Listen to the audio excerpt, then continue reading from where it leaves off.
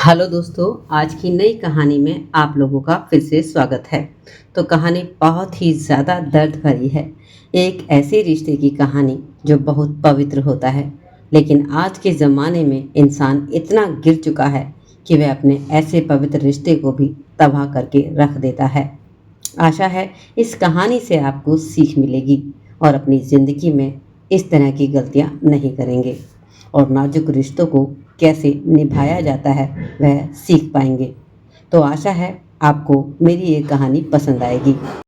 अगर कहानी थोड़ी सी भी आपको पसंद आए तो प्लीज़ वीडियो को लाइक और चैनल को सब्सक्राइब ज़रूर कर लें, ताकि मैं आपको इस तरह की कहानी लाती रहूं। मैं नेहा, और आज मैं जो आपको कहानी सुनाने जा रही हूँ वो सिर्फ एक कहानी नहीं बल्कि मेरी पूरी ज़िंदगी की सीख है।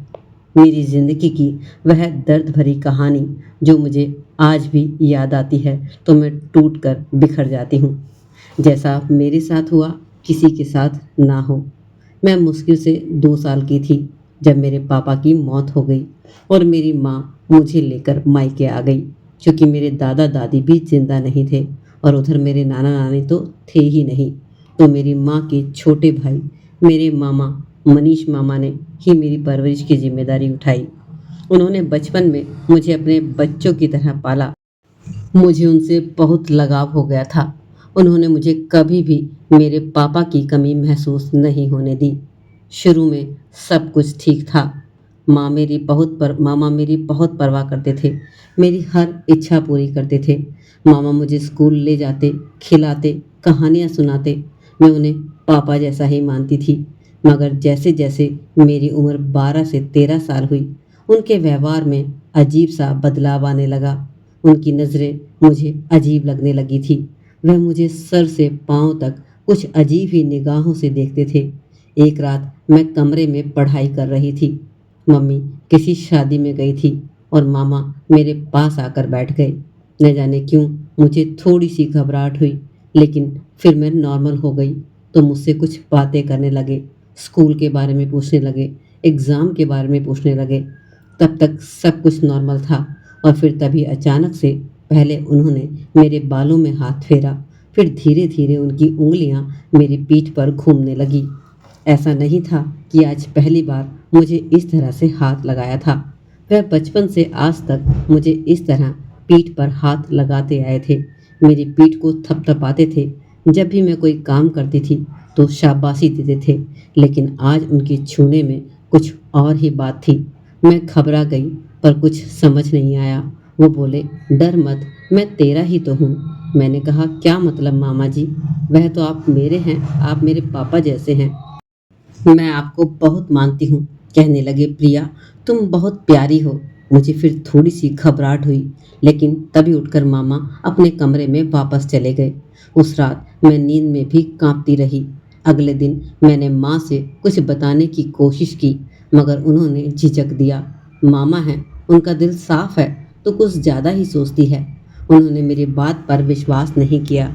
शायद वह अपनी जगह ठीक थी, क्योंकि वो उनके भाई थे और ऐसा सोचना उनके लिए सही भी नहीं था। लेकिन मामा का दिल साफ नहीं था, उनका इरादा गंदा था। एक दिन जब मैं 16 साल की थी, उन्होंने हद पार कर दी। माँ पड़ोस में किसी रिश्तेदार की तबीयत देखने गई थी। मामा ने मुझे जबरदस्ती कमरे में बंद किया और मेरी जिंदगी तबाह कर दी। मैं चिल्लाई, रोई, मिन्नतें की, पर वो दरिंदा बना इंसान नहीं रुका। उसके बाद भी जब मैंने माँ को सब बताया, उन्होंने मुझे ही दोषी ठहराया। शर्म कर, मामा को बदनाम मत कर। मैंने लाख कोशिश की माँ को बताने की कि माँ ऐसा हुआ है, पर माँ मानने को ही तैयार नहीं थी। एक पल के लिए तो मैं भी नहीं मानती थी, लेकिन जब मेरे साथ हुआ तब मुझे विश्वास हुआ कि आजकल किसी पर भरोसा नहीं करना चाहिए। लेकिन मेरी आवाज़ को किसी ने नहीं सुना। उसके बाद मैं चुप हो गई। बस वहीं से मेरी आवाज़ हमेशा के लिए दबा दी गई। आज मैं 25 साल की हूँ, कॉलेज में पढ़ने लगी हूँ, ज़िंदगी को फिर से संभालने की कोशिश कर रही हूँ। मगर उस रात की चीखें आज भी मेरे कानों में गूंजती हैं। अब तो हर अपने करीबी रिश्ते से डर लगता है। मैं बस यही कहना चाहती हूँ, अगर कोई बच्चा कुछ कहे तो उस पर भरोसा करो, उसकी बात को सुनो, समझो। किसी पर भी इस तरह अंधविश्वास मत करो, चाहे वह तुम्हारा अपना भाई ही क्यों ना हो।